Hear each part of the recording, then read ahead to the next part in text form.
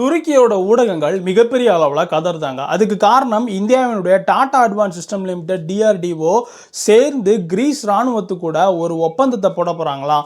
இது என்ன அப்படின்னா, இந்தியாவினுடைய வீல்டு ஆர்மர்டு வெஹிக்கிள் 8x8 அப்படின்ற மாதிரி சொல்லுவாங்க. இதை கிரீஸுக்கு டெஸ்ட்டுக்கு அனுப்ப போகிறாங்க. இந்த டெஸ்ட் மிகப்பெரிய அளவில் அந்த கிரீஸ் நாட்டுக்கான டெரைனில் இந்த வெஹிக்கிள் பாஸ் ஆச்சு அப்படின்னா அந்த டெஸ்ட்டில் இந்தியாவிலிருந்து மிகப்பெரிய அளவுக்கு இந்த வீல்டு ஆர்மர்டு வெஹிக்கிளை கிரீஸ் இறக்குமதி பண்ண போகிறாங்க. முதல் நேட்டோ நாடு இந்தியாவுடைய ஆயுதங்களை வாங்குது அப்படின்னு கிரீஸ் ஒரு மிகப்பெரிய அளவுக்கான பெருமையை இந்தியாவுடைய டிஃபென்ஸ் எக்ஸ்போர்ட்டுக்கு பெற்றுத்தரப்போகுது.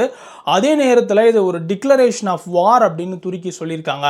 இந்த டெஸ்ட்டில் வெற்றி பெற்று மிகப்பெரிய அளவில் எக்ஸ்போர்ட் ஆகும்போது அவங்களுக்கு இன்னும் அதிகமான ஆர்டர் தேவைப்படுற பட்சத்தில் டாடா நிறுவனம் யூரோப்பியன் இண்டஸ்ட்ரியல் ஸ்டாண்டர்டுக்கு ஏற்ற மாதிரி அவங்க கிரீஸ்லேயே ஒரு தொழிற்சாலை நிறுவுறதுக்கான வாய்ப்பு இருக்குது. இந்த வீல்டு ஆர்மர்டு வெஹிக்கிளை கிரீஸ்லேயே பண்ணுற மாதிரி மிகப்பெரிய அளவில் ஆர்டர் வரும்போது மொராக்கோல நம்ம எப்படி இதே மாதிரியான ஒரு இண்டஸ்ட்ரியல் செட்டப்பை வச்சு அவங்களுக்கு இந்த வீல்டு ஆர்மர்டு வெஹிக்கிளை சப்ளை பண்ணுறோமோ அதே மாதிரியான ஒரு மாடலில் கிரீஸுக்கும் வரும் அப்படின்ற மாதிரி சொல்லுதாங்க.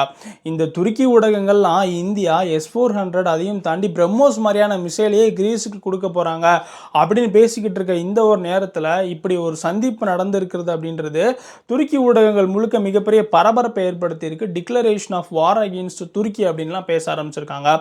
இன்னமும் துருக்கி பாகிஸ்தான் கூட நெருங்க அவங்களுக்கு இந்த மாதிரியான பல செக்குகளை துருக்கியை சுற்றி இந்தியா வைக்கும் அப்படின்னு டிஃபென்ஸ் வல்லுநர்களால் சொல்லப்படுது. நம்ம ஓஹோ தமிழ் சேனலை சப்ஸ்கிரைப் பண்ண பார்க்குறவங்க சப்ஸ்கிரைப் பண்ணிக்கிட்டு. ஓஹோ அப்படியா? ஆமாடி.